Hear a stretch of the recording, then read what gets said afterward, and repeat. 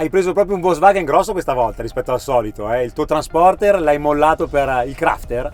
Sì, perché ti spiego, questo qua, a parte che ha 3 misure d'altezza, 3 misure di lunghezza e 2 passi. Quindi succede che se tu hai la moto grossa da caricare, per forza di cose devi orientarti sul Crafter, che ha un volume di carico maggiore. Però questa volta hai preso il tetto altissimo. Che tetto hai scelto? Il tetto più alto del Crafter? No, perché ti spiego, praticamente succede che la moto da rally con la torre di navigazione... Moto da rally hai detto? Urco Certo! Bello. Certo. E dicevi, tra la torre ci vuole il... Per la torre ci vuole l'altezza, se no altrimenti non ti entra nel furgone.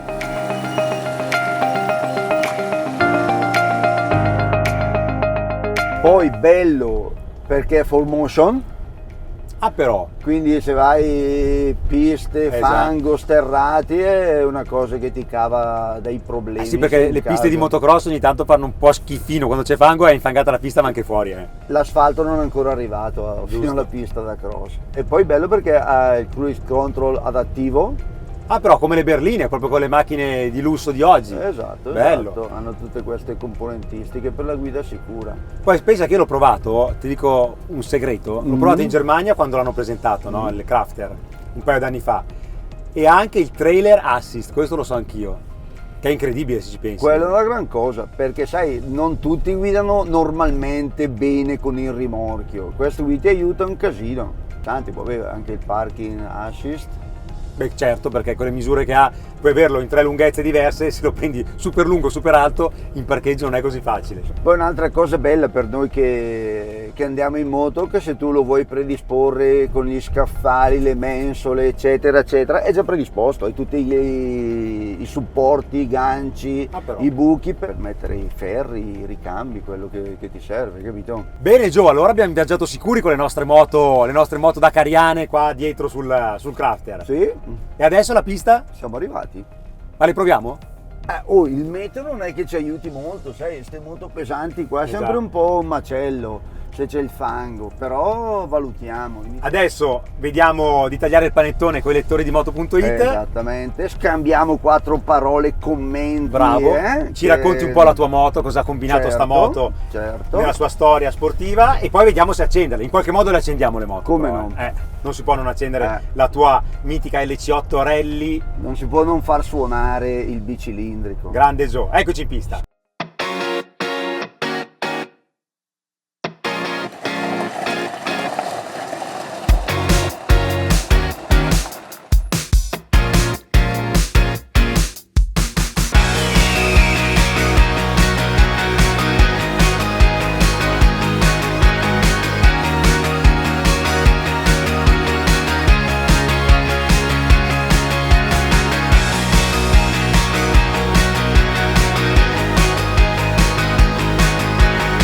Gio, moto scaricate, siamo qua, però non solo con te, con la tua moto, anche con tanti amici che sono venuti con questa bellissima giornata. Grazie ragazzi di essere venuti, grazie. Grandi. Non è da tutti, 19 dicembre, da lontano. Chi arriva da più lontano? C'è il premio? Genova. No, 130 km. 130. Cuneo. Ci ha scritto ieri a moto.it, grande Nello, un applauso per Nello che sono 500 km andate e ritorno. Grande. Gio, grazie a te soprattutto, hai rimesso in funzione la tua moto, la tua motina. Infatti sì, è bello risentirla cantare, un mezzo con cui ho avuto una bellissima esperienza da Dakar, quindi contento di poterla presentare a chi piace questo tipo di motocicletta. Però adesso, se tu sei d'accordo, perché insomma sono qua anche da un po', i nostri amici, fa anche freddino, io direi che attacchiamo il panettone e poi dopo ti facciamo un'intervista e ci racconti cosa hai combinato con questo mezzo. Vi dico solo una cosa, già anticipo, faccio uno spoiler, andavi a 208 all'ora in Africa con quella moto lì? 1 chilometro andavo. 208 a me basta anche. Ho buttato il cervello e la punta massima che registrò l'ICO fu di 208 su una pista ovviamente favorevole a questa velocità. È il mio record. Record, festeggiamo il record col panettone e poi torniamo a parlare della moto? Ci sei d'accordo? Vai! Bravo.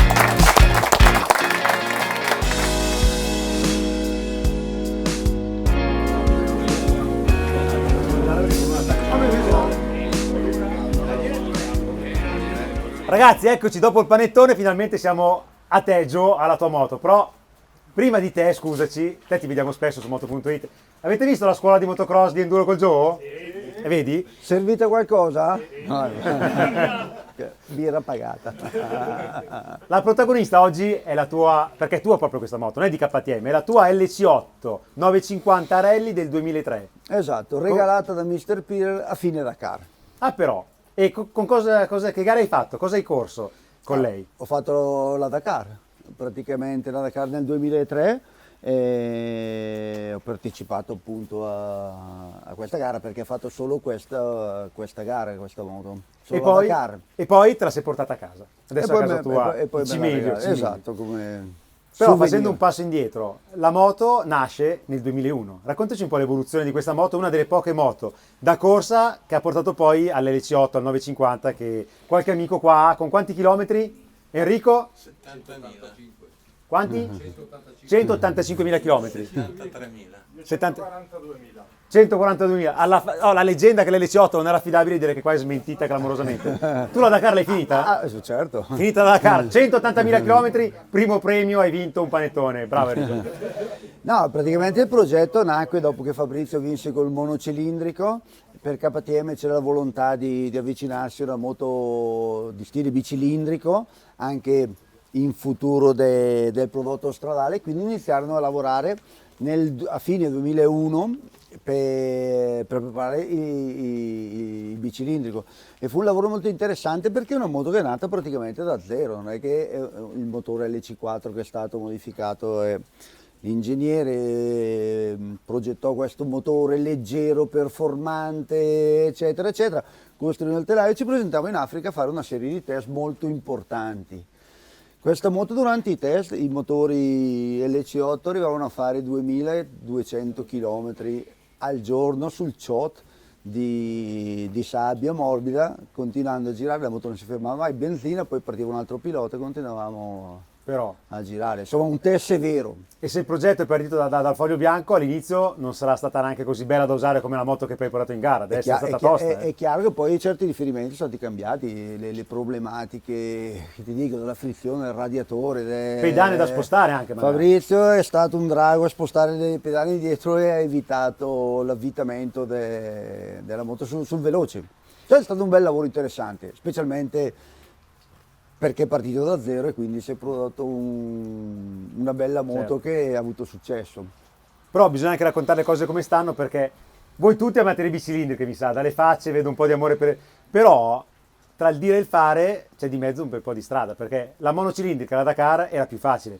Debuttare con queste moto da 100 cavalli così pesanti non deve essere stata una passeggiata. Noi che le usiamo su strada sono belle, tanta coppia, tanto motore, trovarsi nel deserto con dei bolidi così... È chiaro che lo stile di guida che si tiene con una bicilindrica è completamente differente da quello che è col monocilindrico. Per esempio il monocilindrico ti permette di prendere il cap, i gradi della bussola durante l'attraversamento delle dune e tenere una linea abbastanza retta.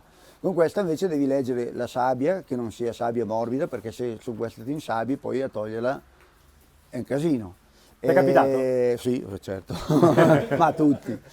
Poi considera che vanno seguite le creste delle dune più che rischiare di andare a infossarti in fondo alla duna, perché poi devi risalire, perché quando purtroppo si insabbia per la potenza e per il peso tende a scavare e niente, a smotorare lì e fermarsi lì, e quindi è una guida nettamente diversa. Gli spazi di frenata, considera che vai con 55 litri di benzina con una moto che arriva a 200 all'ora, e quindi quando vedi l'ostacolo in lontananza, che sei su un fondo sdrucciolevole, devi calcolare gli spazi di frenata diversi dalla monocilindrica. Un disco solo perché? Diciamolo, perché magari gli appassionati non tutti sanno perché le moto da gara hanno un disco, non Certo, due. perché in fuoristrada due dischi sarebbe una frenata molto importante, e con un grip limitato c'è mezzo che ti parte, ti si chiude lo sterzo e vai per terra. Quindi il disco frena, però è fatto adeguato per certo. il fuoristrada. Pro e contro, come se fosse un test di Moto.it con Nico Cereghini o con Gissi. Vai. Pro e contro della tua LC8. Pro che non l'ho pagata. Un bel pro. Un bel pro. Contro che è pesante. No, praticamente Ok. ha diverse sfaccettature e la potenza è eccezionale, quindi la metterei a pro. Il peso non è che ti aiuta molto, anche perché in quel periodo che correvano le monocilindriche, l'organizzatore della Dakar, per mettere i bicilindrici hanno messo la regola, doveva essere oltre 200 kg. Quindi ti presentava una moto veramente pesante, performante ma pesante. Quindi credo che il peso sia la cosa più negativa che questa moto ha. 200 kg in ordine di marcia? Anche da fermo, Da sempre. fermo, sempre. 200 kg minimo. Ammazza. Quanti Poi- litri di benzina? Poi considera che ci vanno 55 litri di benzina, perché essendo potente ovviamente... Sulle dune con 250 kg. Sì, Bello. No, Bello. quando finisci specialmente. Ci credo. Alla mattina quando il buon Nicoli la accendeva per partire, mettevo un po' di soggezione a affrontare la tappa della Dakar, perché ovviamente non sai mai che giornata ti trovi, se di pietre, se di strade complicate, se di dune, se di fest, e questa moto sul fest fai abbastanza fatica. Bello, bello Gio. Bravissimo. Adesso mi rileggo le domande perché ci sono i numeri, mi interessano anche i numeri. Vorrei sapere da te la velocità massima che hai registrato nel 2003 o nel 2002 con la tua LC8. 208 km per ora 208. su pista ovviamente di terreno consistente. Non pensavo a Bergamo. A Bergamo non mi fiderei. Benissimo, peso, me l'hai già detto. Cavalli misurati al banco dagli austriaci.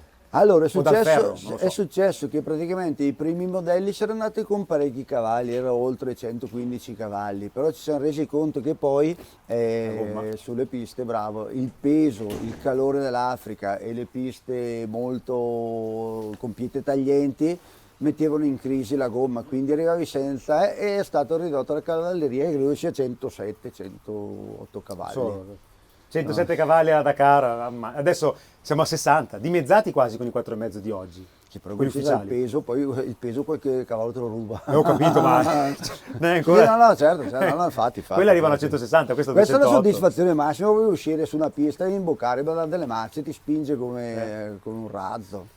Avete visto, fa anche l'umile, però questa ha il peso. 107 cavalli contro i 60 di oggi, c'è una differenza sul dritto mostruosa.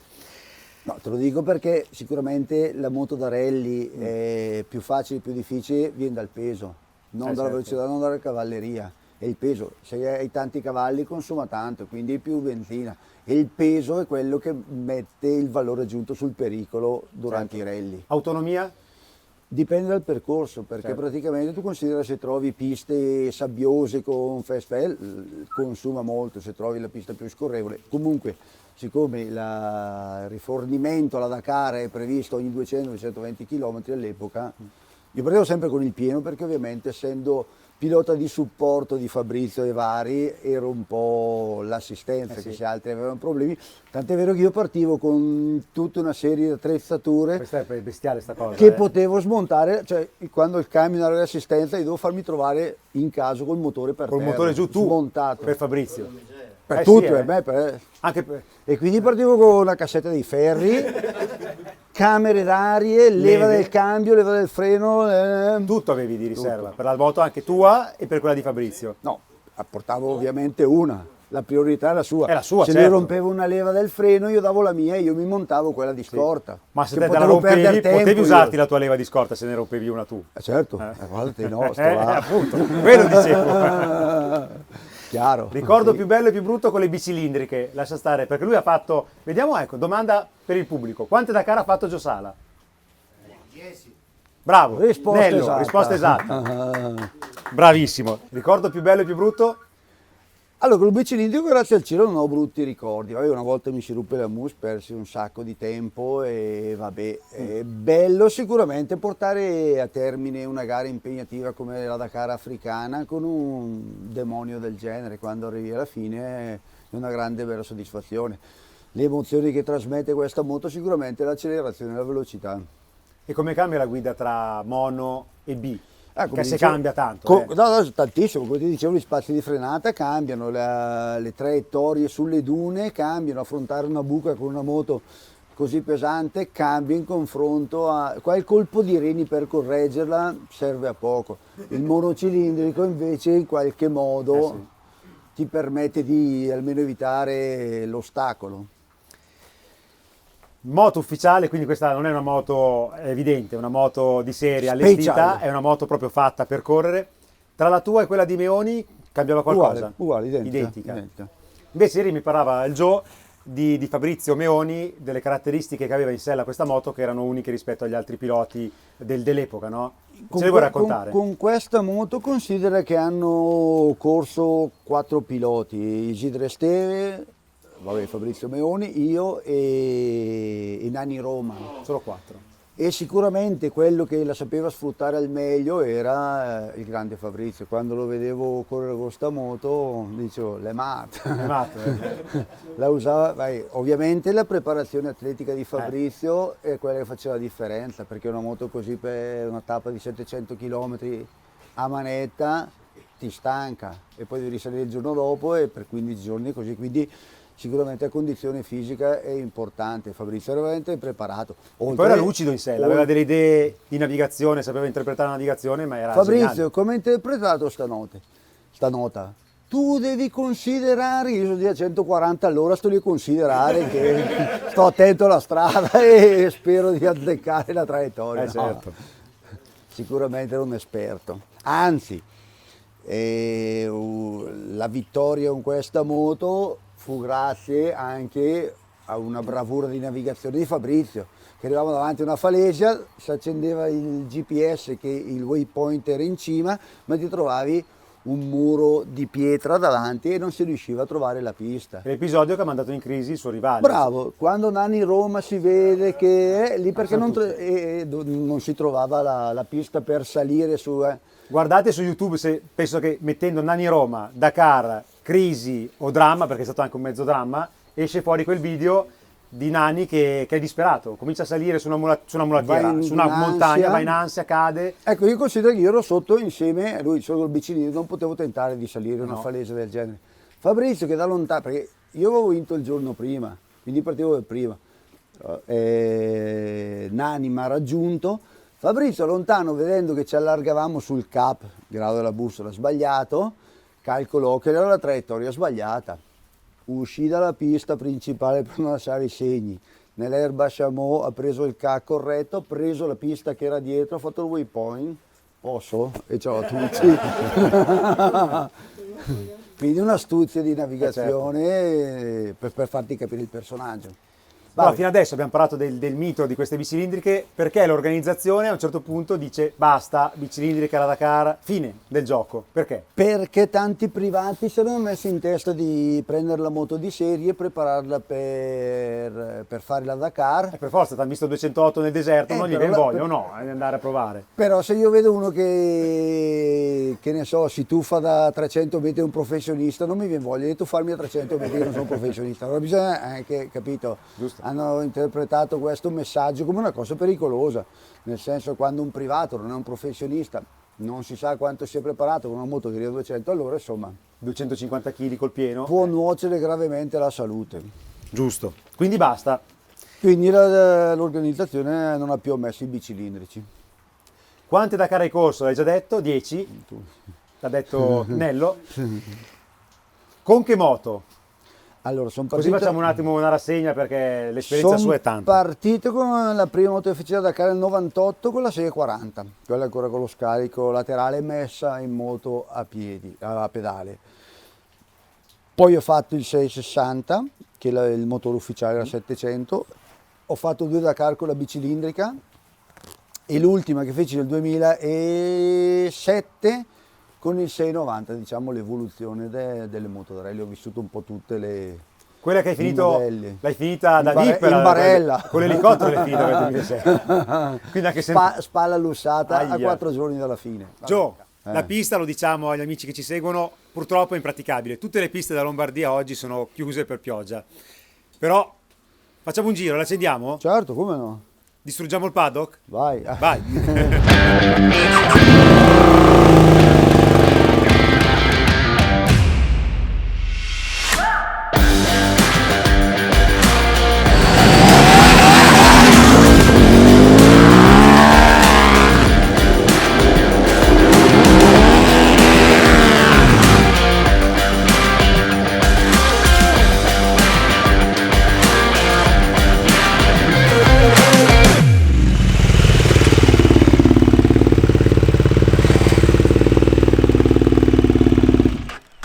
Perché hai spento, Gio? Perché te lo faccio provare seriamente. La tua moto. Vai. Adesso che non c'è nessuno. Pista valida, vai, aggressivo. Che storia!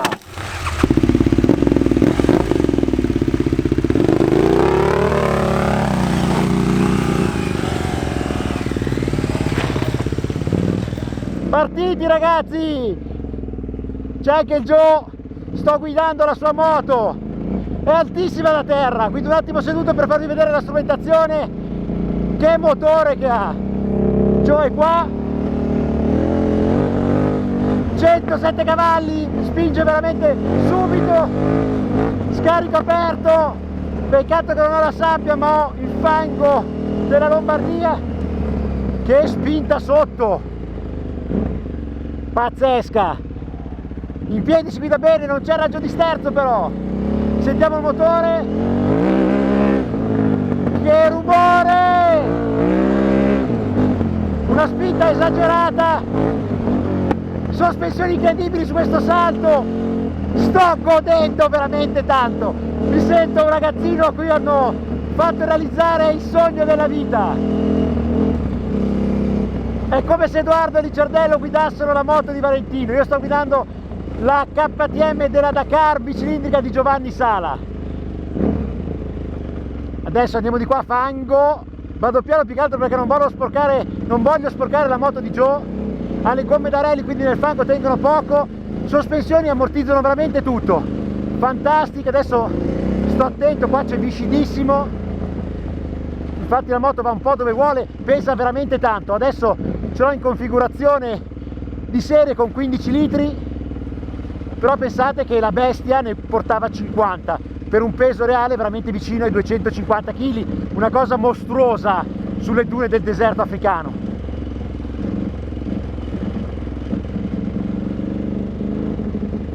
Sentite sotto come spinge, borbotta, moto a carburatori, infatti senti la risposta del gas precisissima, cambio molto morbido, la frizione invece idraulica è durissima, è proprio una frizione fatta per essere usata poco, si parte e poi via a cambiare le marce usandola al minimo, perché la frizione, ve lo dico, è veramente dura.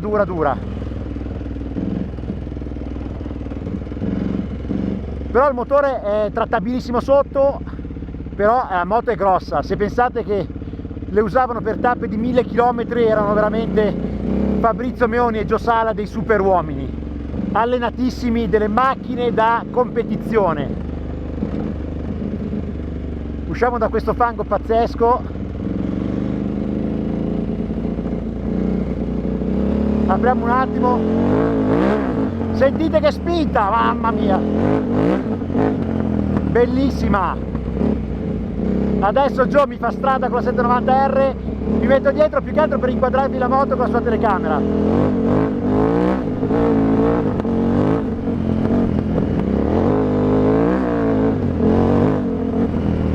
Io non gliela do più la moto, Gio, è bellissima. Adesso facciamo un pezzo su strada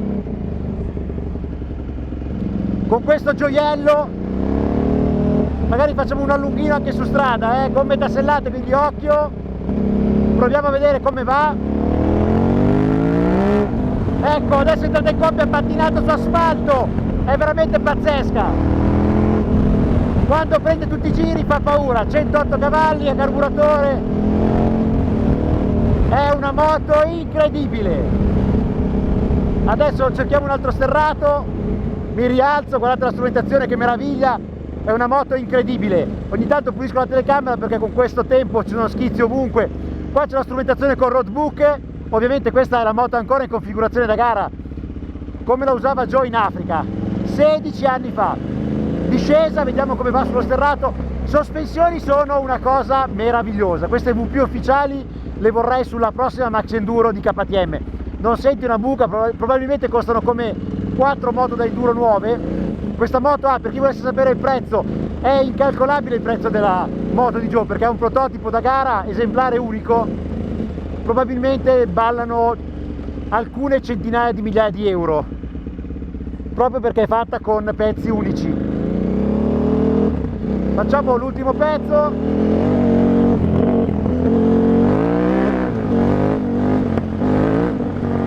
Che spinta che ha!